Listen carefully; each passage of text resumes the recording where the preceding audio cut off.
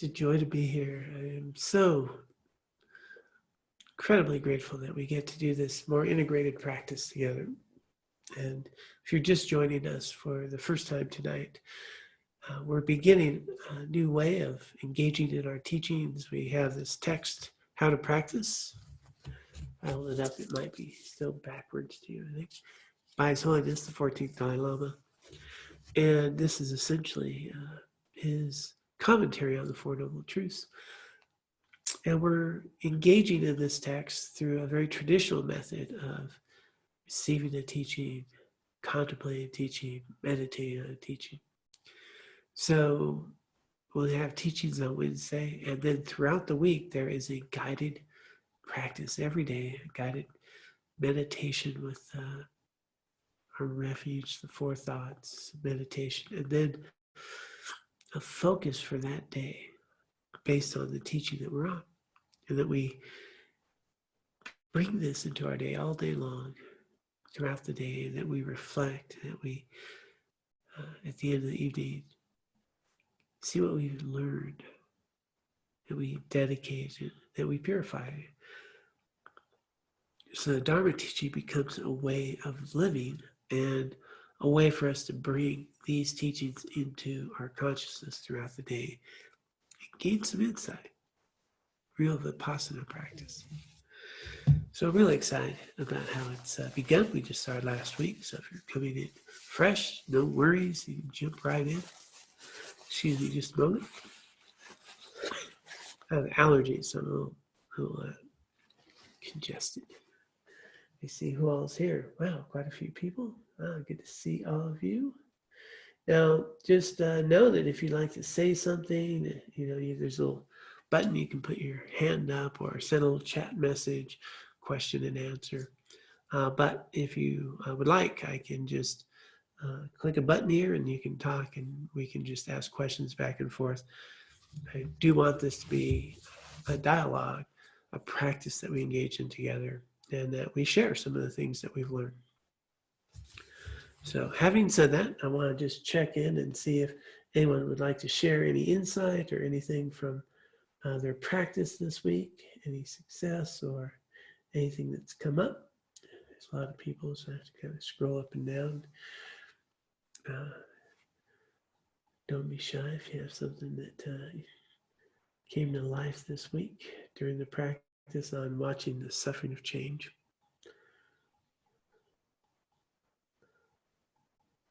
Oh, okay, somebody's got a hand up. I just got to find you. Oh, there you go. Aaron does, okay. All right, Aaron, I think you're allowed to talk. Hi. Oh, let me get the volume here. Okay. Hello. Yep, I got you. So one thing that came up for me was thinking, and this was a conversation that Stephanie and I had, was thinking about this suffering of change and also then impermanence. And, are they kind of coextensive, or is the suffering of change a much more primal type of thing than impermanence? And so I kind of started to pull that a little bit apart and wondering about how you might discuss impermanence and the suffering of change in the same sentence. Well, let me ask you this. Does there have to be suffering with impermanence? No. Yeah. So impermanence itself doesn't have to be a part of the suffering process. The suffering would come in then with when I'm attached to something that changes. Right. And so now I'm attached to something that changes, and then the attachment's coming from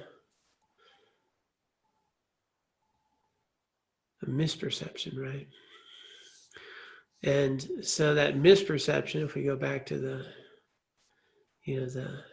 these three aspects, the nature of things, these three misperceptions, is this idea that we perceive things to not be impermanent, and things are impermanent. And so it's that stress of misperception around impermanence that we try to preserve things that we're attached to. And there's no way to do that. And that creates this suffering. Whereas with the 3 marks of existence, if we are able to live with some realization of those, the fact that something's impermanent or that it changes would not need to create suffering. So there's impermanence there, but no suffering. So coming into a deeper understanding of the way things are, the 3 marks of existence would counteract the suffering of change. Right. The suffering's arising from the idea that I can make things not impermanent, right? And that that I don't want them to change, but they're going to change. So things are impermanent. And so a realization, or the deeper our realization, of that, the less suffering of change. And so 3 marks of existence are the sort of, real primal basis of our experience. And from the misperception of those is what gives rise to all this mental and emotional suffering. Misperception of self, misperception of impermanence, and then that misperception of, happiness, the grasping on things, trying to find happiness in these things and experiences that can't provide it.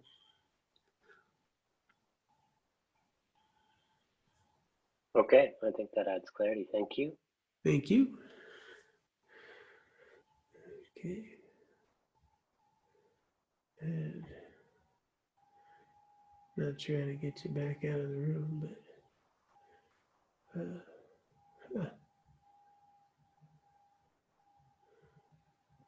there we go. Okay. Anyone else with anything from the week? Okay, no hands.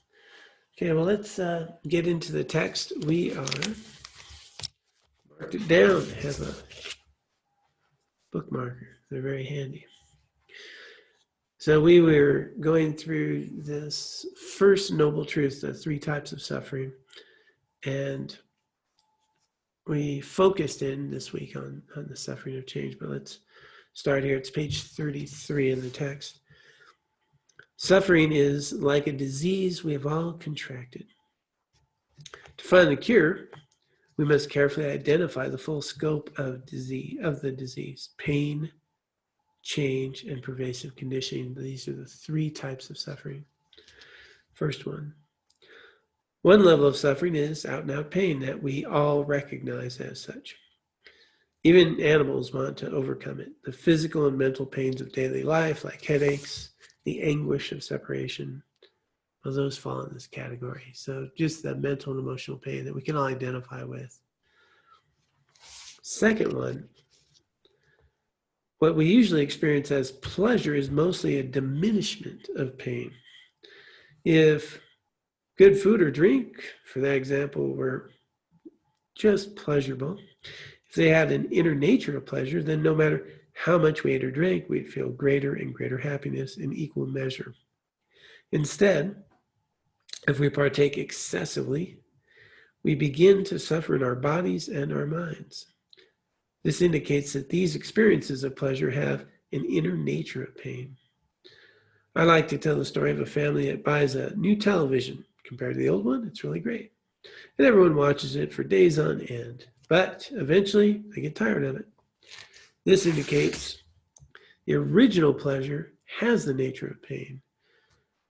Such states of temporary happiness are called the suffering of change. So even, how we all, I think, can relate to that. New car, new TV, new bike, new anything, your new flip phone. How much joy does that bring today? And then, that desire for the next thing as these things get older. Or even if we still love them, they create another kind of suffering. We want to protect them. We get hurt when they get scratched, or we worry about them, or we lose them. And then again, suffering. So it's not always the suffering that we lose an interest in them. We can have a greater interest in and then lose them, and then another suffering. So the very nature of this. So we've explored that this week through the daily practices, and hopefully you found some wonderful insights there. And by wonderful, probably a little painful, but insightful. And now we come to the third one. In addition to ordinary pain and suffering of change, there's a deeper level of suffering called pervasive conditioning.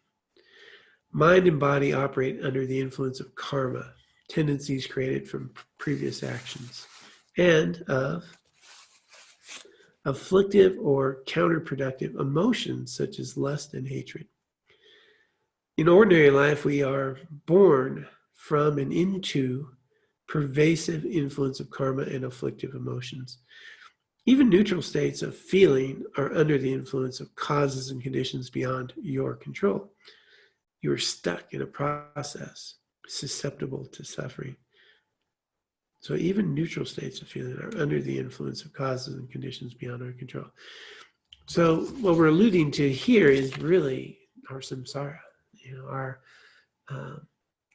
Our experience of everything is conditioned. So it's conditioned through previous tendencies, through karma, through klesha, that's afflictive emotions, or counterproductive emotions, like the way he put that.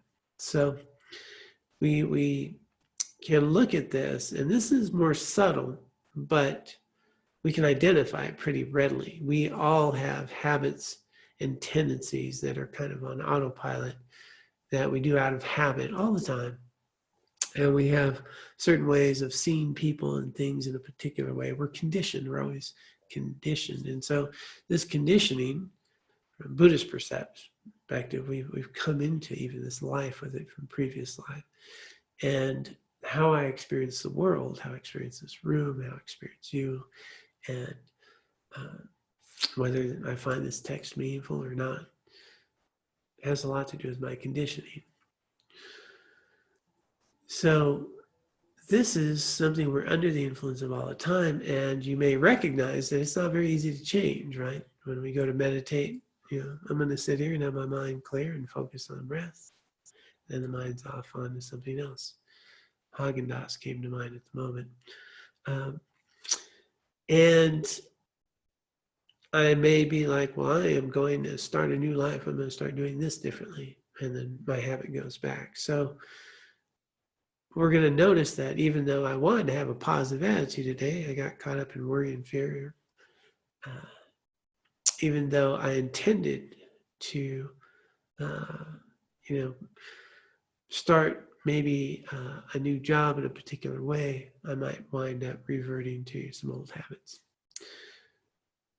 This conditioning exists in trying to change habits. We'll notice how difficult it is, but we'll also notice how just a certain person affects us, and we have an experience. So we're conditioned there as well. Some people we like, some people not so much, and then we can be in a car with another human being, but we find them annoying, and it can be a painful car ride. So all this is part of that subtle conditioning, and even in neutral states when we're feeling okay, we're still under their influence. I notice sometimes, like even when nothing's really going, I'm just saying I might be kind of tired, just kind of wore down. But I get up and I'm doing something, or something else comes to mind, or I have to go do something else, and all of a sudden I have energy again. And I have energy. Before I was tired. Nothing's really changed except what I'm attending to. I had some stimulus in my mind. I had something that came up, and now I have energy again. So even in neutral states, I'm kind of conditioned. Maybe I got dull or whatever, and I got drained. So these things are going on, even though there's no reason for me to be drained. I'm just seated. And moments later, I had energy. So very subtly, these things are going on all the time. And then I might actually believe I'm tired when I'm experiencing some tiredness then. But if something interesting came up, suddenly I'm not tired. So am I tired or am I not tired? And so even under these very subtle influences, we can have a perception of ourselves that maybe not be all that accurate. So this conditioning, this pervasive suffering is the very nature of samsara. It's the very nature of my experience. And it's very subtle. And so everything I've experienced is under the influence of karma. The people I run into and talk to, well, you're all under the influence of karma. And so we have this shared experience under layers of karma. And so that's going on all the time, and we don't have a lot of control over that, especially if we're not aware of it. We do have control over how we respond to it and the karma we're creating now for our future, and that makes all the difference. So any questions or thoughts on that? Just keep an eye out over here.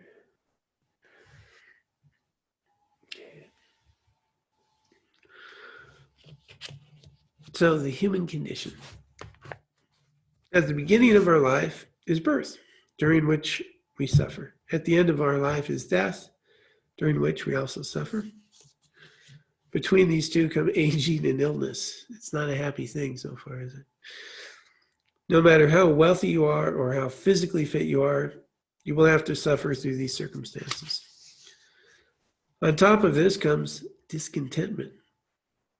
You want more and more and more. And let's just sit with that one for a moment. How often do you feel content? How often do you feel content? When's the last time you felt content? And how long did it last? Out of your day, how often do you feel content? Something to reflect upon.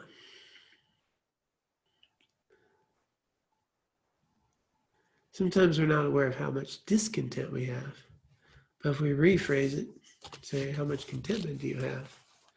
That might seem kind of elusive.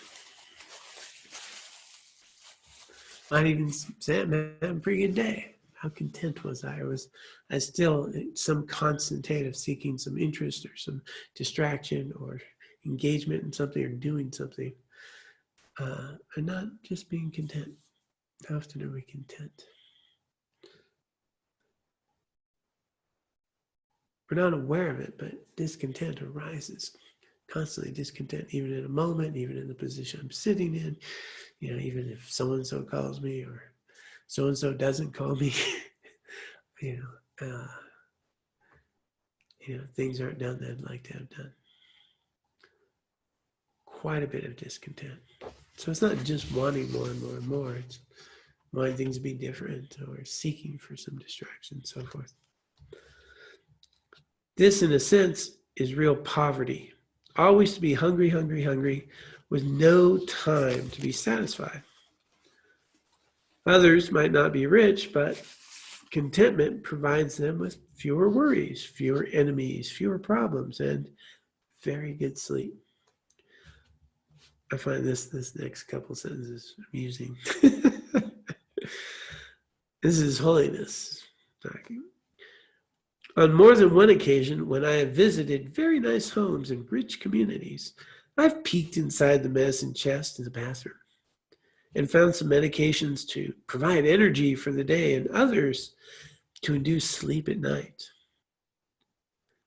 Contentment might do both of these jobs better, since it reduces anxiety during the day, paving the way for sleeping peacefully. So he's going through people's medicine cabinets. But how much of the medications that people wind up with, could be eliminated simply by reducing stress and cultivating more contentment. Yeah, we might sleep better at night. In the frenzy of modern life, we lose sight of the real value of humanity. People become the sum total of what they produce. Human beings act like machines whose function is to make money. This is absolutely wrong. The purpose of making money is the happiness of humankind, not the other way around. Humans are not for money. Money is for humans. We need enough to live, so money is necessary, but we also need to realize that if there's too much attachment to wealth, it does not help at all. As the saints of India and Tibet tell us, the wealthier one becomes, the more suffering one endures. That's an interesting thing to ponder for a moment.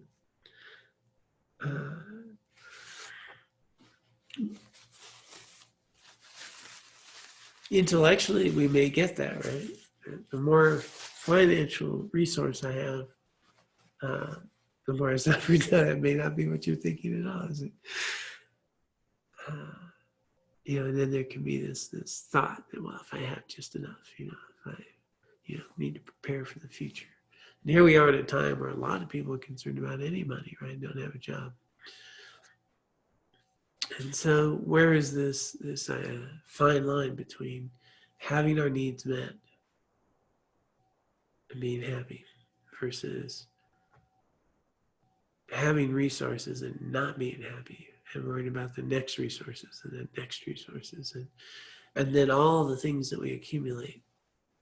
And then as the old saying goes, do we own them or do those items now own us? Because now I have upkeep and maintenance and care for and keep track of and protect and so forth.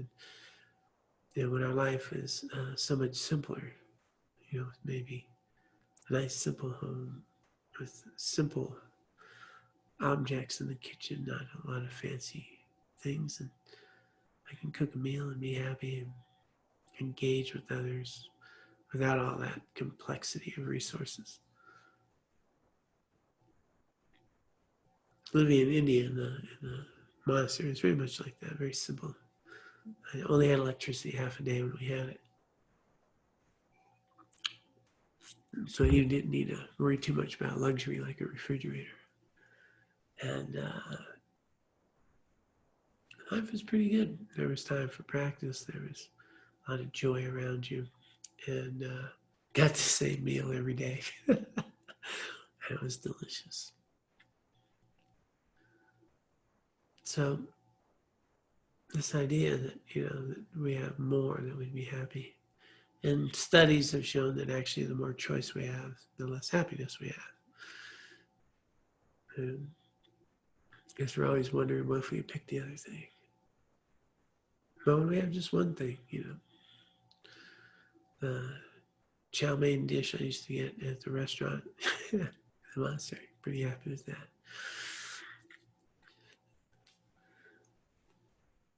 Antithetical maybe to the way we operate. And so here is this idea, the more we have, the more complexity we have, the harder it is to be happy. Can some people be wealthy, have resources, be pretty happy? Sure, it can happen. But they probably also have some meaning and purpose in their life. They probably use their money in meaningful ways. And they're probably not as attached to it as others are. And so therein lies the key, the attachment to the wealth, not the wealth.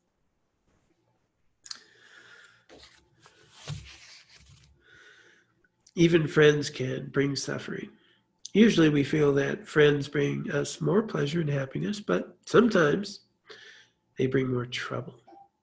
Today, your friend has a nice smiling face, but in a moment, the conversation can turn sour. You start a fight with no trace of friendship. We do gain happiness and satisfaction from our friends, but it is impermanent. It's not a true happiness. In a deep sense, ordinary friendship also has the nature of pain.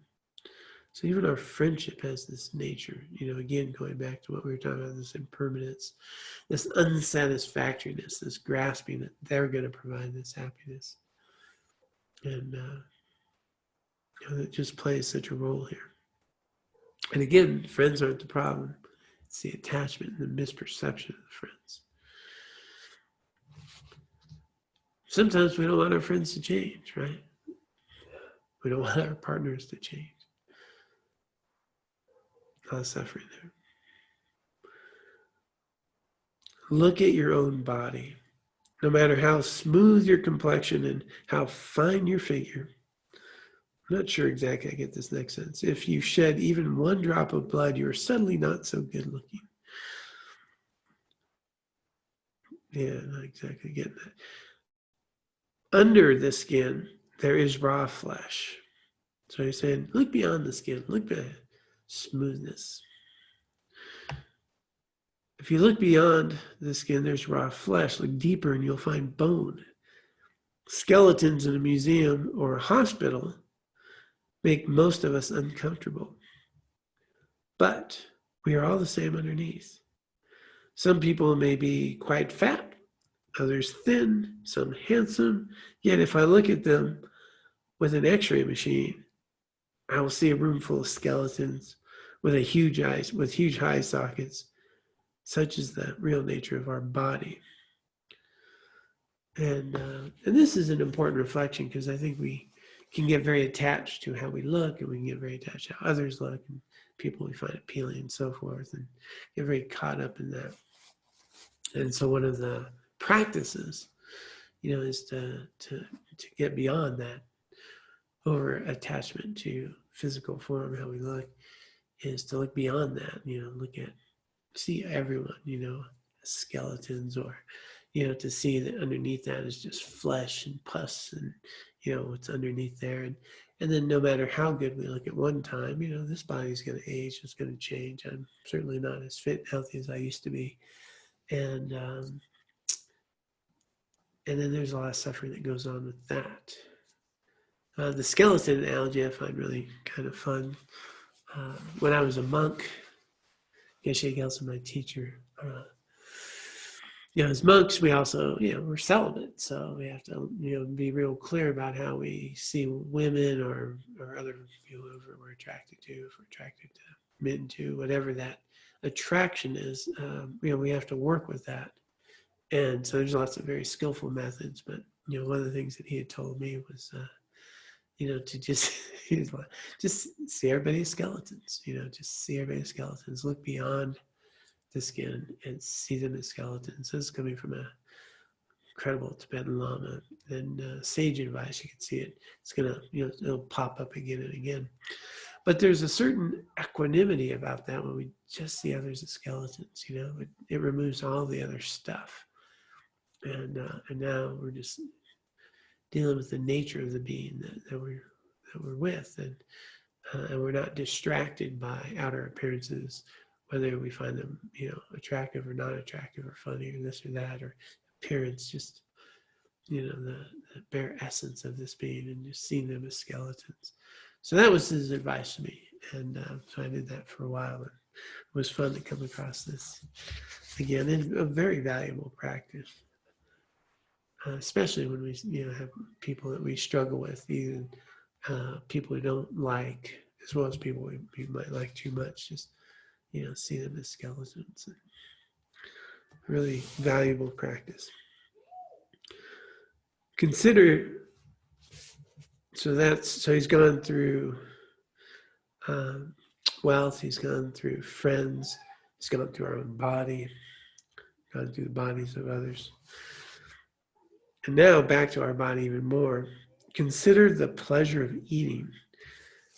Today, I had some delicious food.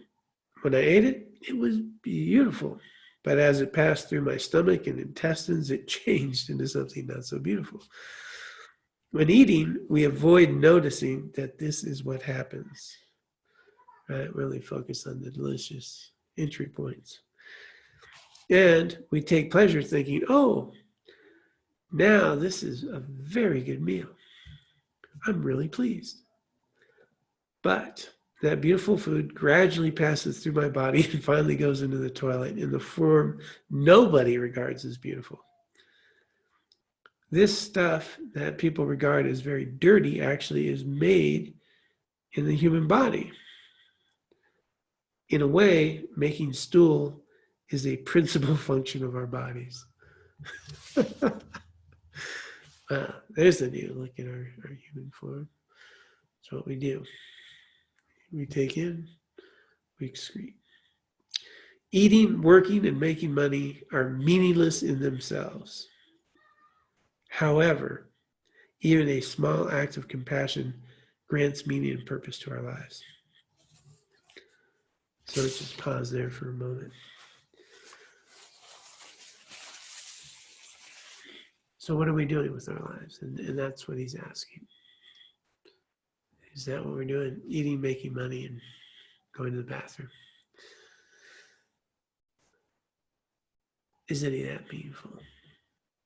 Well, it could be meaningful if we're utilizing this life in a compassionate, meaningful way.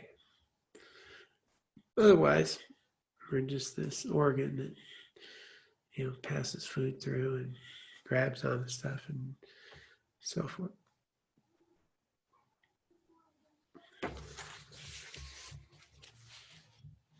Analyze. Think. When you do, you will recognize that our ordinary way of life is almost meaningless. Do not be discouraged. It would be very foolish to give up now. On those occasions when you feel most hopeless, you must make a powerful effort. We are so accustomed to faulty states of mind that it is difficult to change with just a little practice. Just a drop of something sweet cannot change a taste that is powerfully bitter. We must persist in the face of fading. So he's saying that, this is our condition, and we can change it. But it's going to take time, right? It's not one little blessing is not going to change it. One Dharma talk's not going to change it. Meditation session not going to change it. We need to meet ourselves where we are and taking those steps thoughtfully, steady, and thoroughly, and with persistence. In difficult personal circumstances, the best recourse is to try to remain as honest and sincere as possible. Otherwise, by responding harshly or selfishly, you simply make matters worse. This is especially apparent in painful family situations. You should realize that difficult present circumstances are entirely due to your own past undisciplined actions. So when you experience a difficult period, do your best to avoid behavior that will add to your burden later on. So what he's referencing here is that when we're faced with difficulties, when we're faced with struggles, remain honest and sincere as possible. So this karma is ripening. This difficult situation is ripening. Well, it's ripening, okay? It's coming and going. Rather than add to it by creating more suffering, acting out of resentment or ill will or anger in any form, be sincere as possible. Be honest. Right now, I'm coming from a place of honesty and sincerity. I'm creating a different karma. So I say, this will avoid problems later. Right now, I'm creating my future by how I respond. So what's happening is already ripening. What I'm doing now is creating my future. It is important to diminish undisciplined states of mind, but it is even more important to meet adversity with a positive attitude. Right? To meet adversity with a positive attitude. Keep this in mind. By greeting trouble with optimism and hope, you are undermining worse troubles down the line. Right? Greeting trouble with optimism and hope, you're undermining worse troubles down the line. Beyond that, imagine that you are easing the burden of everyone's suffering problems of that kind. So he's going to two things. One is that as I greet a problem, if I really start with optimism and hope, in other words, that I'm confident that, this is for me to grow. This is something I can deal with. This is something I'm here for. And so this opportunity is arising. Optimism and hope. There's nothing to be fearful of. I mean, our Buddha nature is there. It's not damaged in any way, shape, or form. The only thing getting damaged is an ego, which is self-afflicted with conditioned, misperception. So yeah, my afflictions are suffering. and I don't think I need to defend my afflictions. Optimism and hope, man, there's nothing, fundamentally, my nature, my Buddha nature, unharmed. What's harmed is my grasping. What's harmed is my source of my samsara. And then he says, beyond that, imagine you are easing the burden of everyone's sufferings, problems of that kind. This practice, imagining that by accepting your pain, you are using up the negative karma of everyone destined to feel such pain, is very helpful. So he's talking about the Tonglen practice of, when I'm suffering, imagine I'm taking on for the benefit of others so that they may no one else have to suffer this. I'm willing to take this on. It's a really powerful practice. That now my suffering takes a whole new dimension of my compassion for others, and it transforms this incredible meritorious state of mind, virtuous state of mind, creating a lot of merit. But we don't do it for the merit. We do it for the virtue, for the benefit, for the compassion on its own merit. He said, sometimes when I feel sick, I practice taking other suffering to myself and giving them my potential for happiness. This provides a good deal of mental relief. So I'm just going to go through this next session and we'll pause and discuss. So every day in the morning, and especially when I have the time, I do this practice in a general way with regard to all living beings. So he does this taking and sending, this Tonglen practice, taking the suffering of all beings, giving all his virtue. And so this incredible practice that we've taught a few times, and if you don't know it, we can talk more deeply about that. But in particular, I single out Chinese leaders and those officials who must make decisions on the spot to torture or kill a particular Tibetan. So now he really makes, when he has time to focus on Chinese leaders and these people that have to make decisions around torturing the people that torture and take on their suffering. I visualize them and draw their ignorance, prejudice, hatred, and pride into myself. I feel that because of my own training, even if in reality I could absorb some portion of their negative attitudes, it could not influence my behavior and turn me into a negative person. Therefore, ingesting their negativities is not that much of a problem for me, but it lessens their problems. So this is the attitude that I'm going to take this on. It's not, I'm strong enough to do this. I can take their negative karma.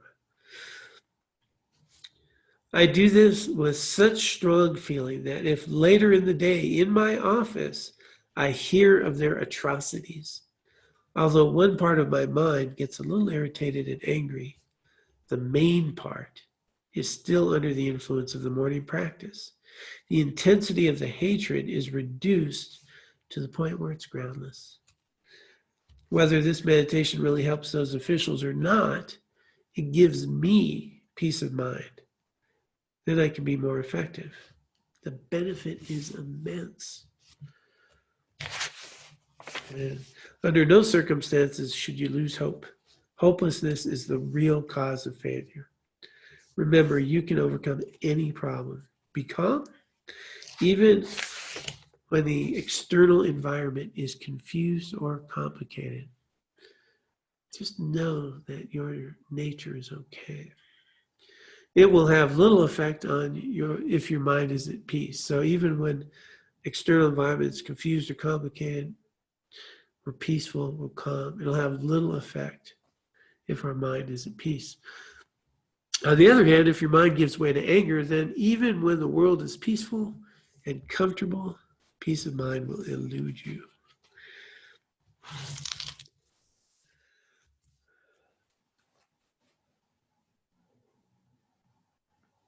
Such powerful insights here. And so the unpacking of how our lives can be, pretty meaningless most of the time, or can be transformed into a path of awakening.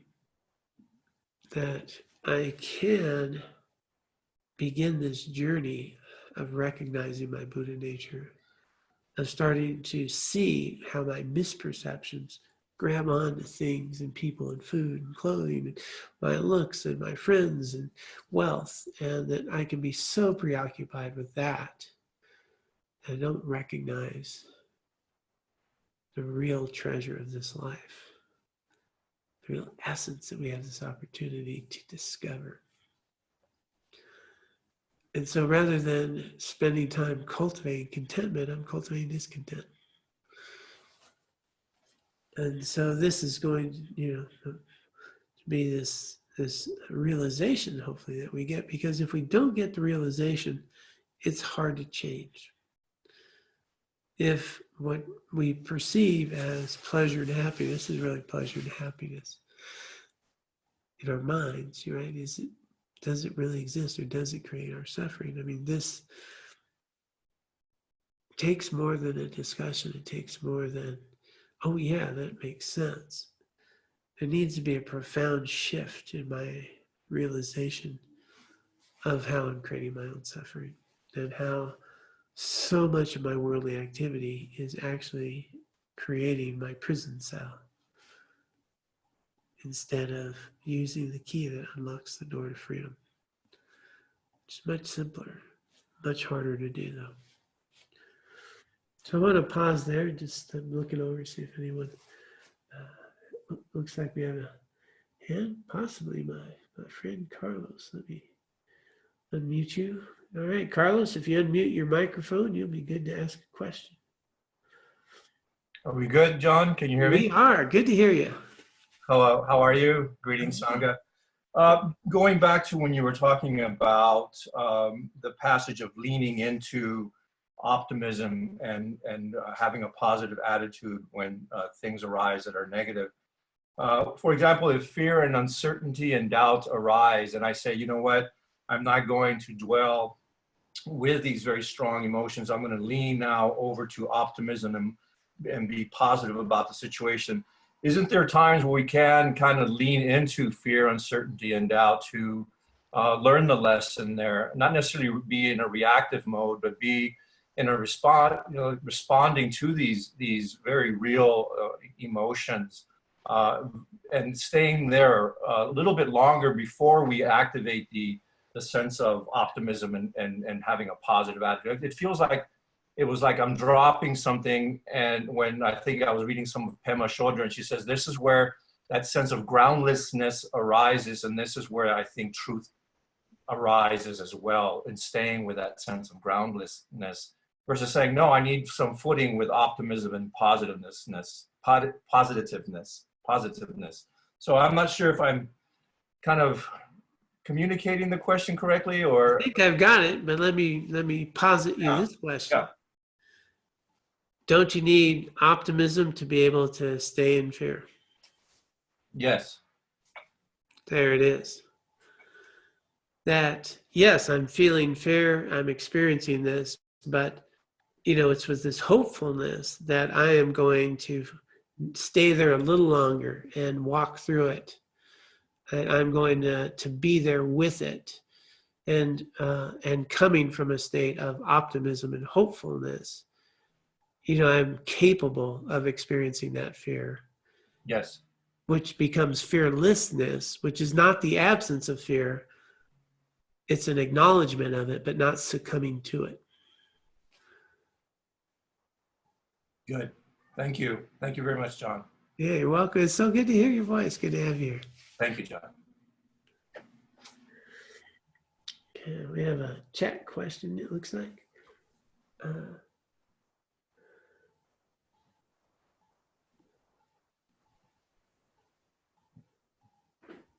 Thank you, Shelley. That was just, a nice comment by Shelley. Glad you're here. Welcome. We're right up at the hour. Just wanted to check and see if anyone had a question, because we did go just a bit long. But do you want to make sure if somebody did have a question? Nope, we're good. Okay, so continuing our integrated practice then. Tomorrow, everyone in the community, so if you're not already, you can join the Way of Compassion Dharma community. And in the community, there'll be a post for tomorrow's meditation. And in the meditation will be our reflection for the day based on this teaching. So throughout the week, each day, we have a recorded meditation and a reflection, a practice, something to bear in mind, observe. And so we'll be focusing on these observations throughout the week. and then we gather here on Wednesday.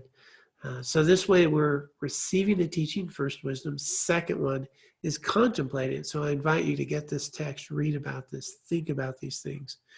And then during the day, we're going to be together, taking some time and observing them in our day and seeing what we learned from them. Once a month, and I'm going to pick a date here pretty soon, we'll come together for half a day on a Sunday and have a virtual retreat. So this way we'll actually get to apply these wisdoms throughout these texts in real life in our practice.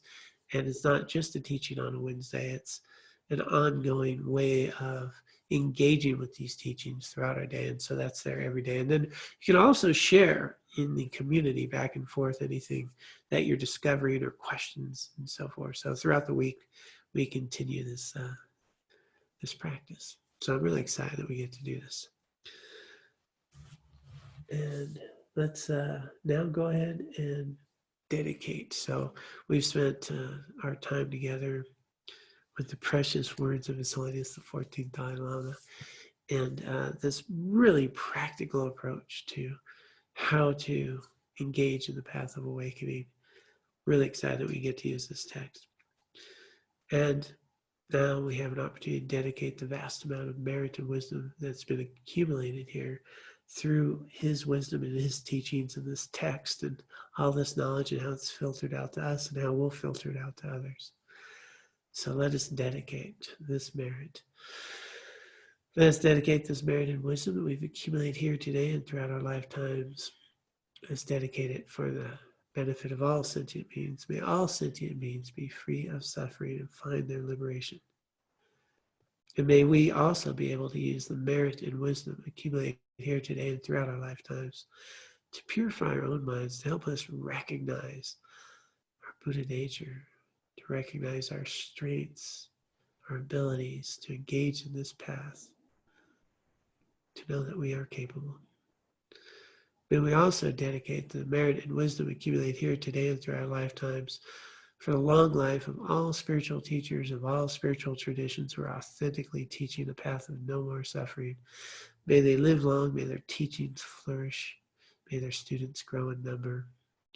May we also add a special long life dedication for His Holiness the 14th Dalai Lama. May he live long, and may these teachings flourish for countless eons.